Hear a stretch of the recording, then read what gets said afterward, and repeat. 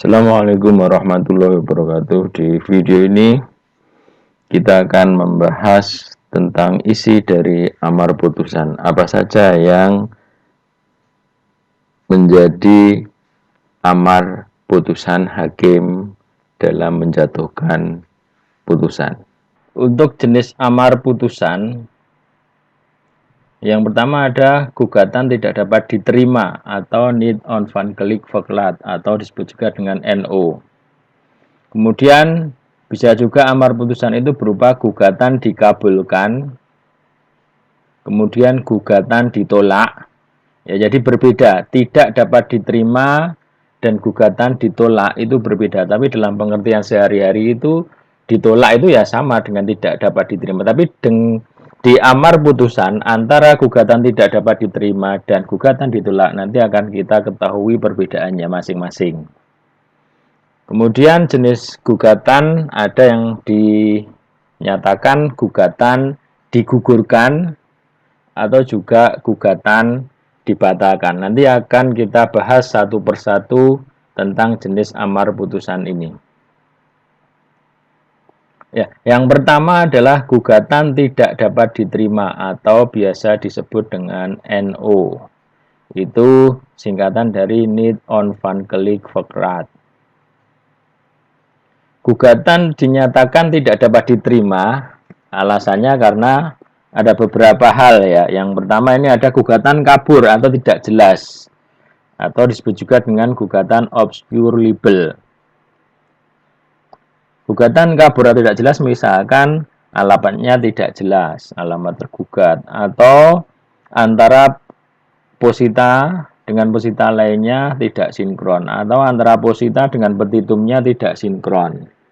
Ya, kemudian dalam hal tertentu misalkan tentang objeknya adalah berupa tanah atau bangunan, itu tidak disebutkan identitas secara rinci dan juga batas-batasnya, itu bisa dikatakan gugatannya kabur atau tidak jelas.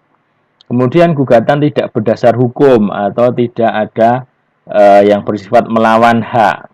Ya. Orang misalkan utang piutang pembayarannya lancar ya sesuai dengan perjanjiannya, ternyata diajukan gugatan. Nah, gugatan itu tidak berdasar hukum karena apa? Karena utang piutangnya adalah lancar, tidak ada wan prestasi di dalam perbuatan utang piutangnya. Kemudian gugatan prematur ya, belum saatnya diajukan tetapi sudah diajukan. Kemudian ada gugatan nebis in idem. Untuk nebis in idem ini apabila ada perkara yang sama, pihaknya sama diperiksa oleh pengadilan yang sama tingkatannya.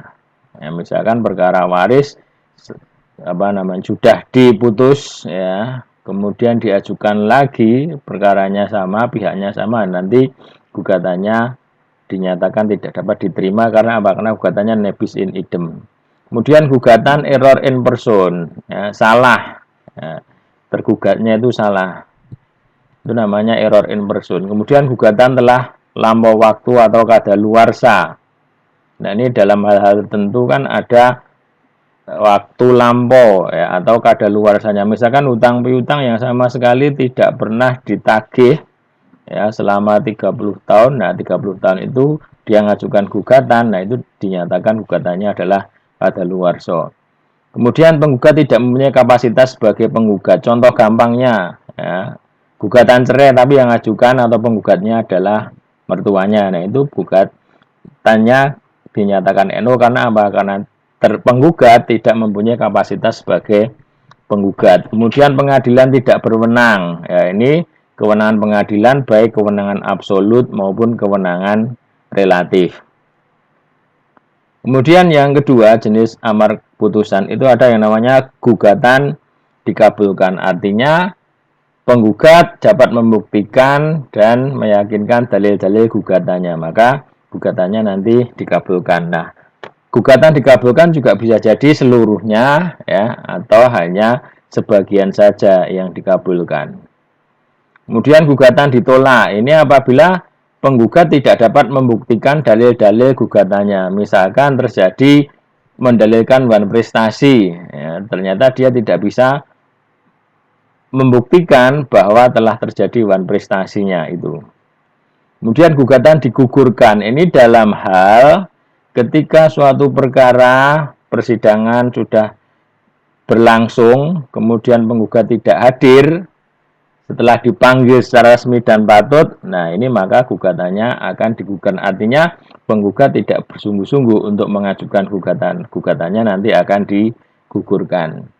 Kemudian gugatan dibatalkan. Ini dalam hal gugatan telah habis ya panjar biaya perkaranya, karena ketika mengajukan gugatan kan membayar panjar biaya, bisa jadi kurang, bisa jadi lebih. Kalau kurang atau sudah habis, ternyata sudah diberitahukan dan 1 bulan setelah itu, setelah pemberitahuan tidak ditambah biayanya, maka nanti perkaranya akan dinyatakan dibatalkan.